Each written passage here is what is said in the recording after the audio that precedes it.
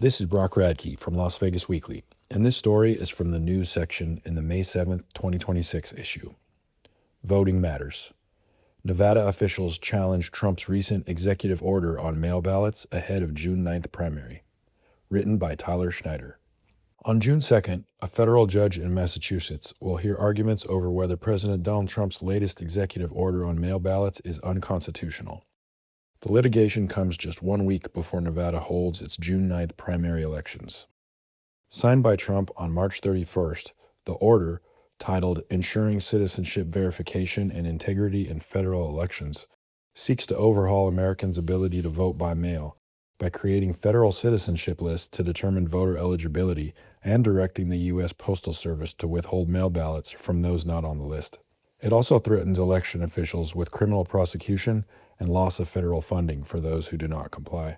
Nevada Attorney General Aaron Ford is now co-leading a 24-state coalition in a lawsuit seeking to block the order, arguing that it unconstitutionally subverts states' authority to administer their own elections. As Nevada's chief election administrator, Secretary of State Francisco Aguilar has been a close public ally in the effort. And while both officials say they're confident the order shouldn't impact the June 9th primary, they are less certain on the November midterms. Quote, "You cannot truly change the rules in the middle of the game. That would be detrimental to the overall process," Aguilar tells the Weekly. "I believe the courts would understand the circumstances and facts around the primary election, so I think Nevadans can be confident that the election is going to run as it has in the past." With the state's mail ballot process for absentee voters already underway as of April 24th, Aguilar notes that many Nevadans, especially military members serving overseas, have already begun the voting process. He believes this reduces the likelihood of a last-minute disruption to the primary due to the legal challenges that would inevitably pop up. Ford, a candidate in the June 9th Democratic gubernatorial primary, shares a similar view, noting that he's more focused on ensuring the executive order doesn't influence the November midterms. It's why the coalition opted to file an April 24th motion for summary judgment, a legal strategy in which one party asks the court to permanently block an order without trial, rather than the temporary pause that's more frequently granted via preliminary injunction. Ford says the coalition believes it's an open and closed case. Quote, "This is an overstep of constitutional authority, and we think the summary judgment strategy is sufficient for us to be able to preserve the elections," Ford tells the Weekly.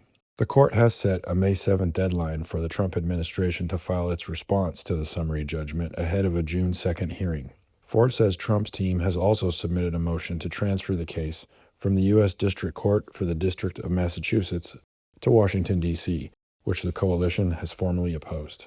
Aguilar, a Democrat who will automatically advance to the November general election in his re-election bid, believes that federal oversight is unnecessary in a state where he says 86% of voters have cast a mail ballot at least once since 2022, including 45% in 2024. He also points to what he calls an efficient process, citing the MIT Election Data and Science Lab's April release of its 2024 Elections Performance Index, which ranked Nevada's election administration process second only behind Minnesota, up from 13th in 2020. Should the courts rule in favor of the executive order, both Ford and Aguilar warn the consequences for Nevada voters could be significant, particularly for rural voters who typically live much further from their nearest polling place.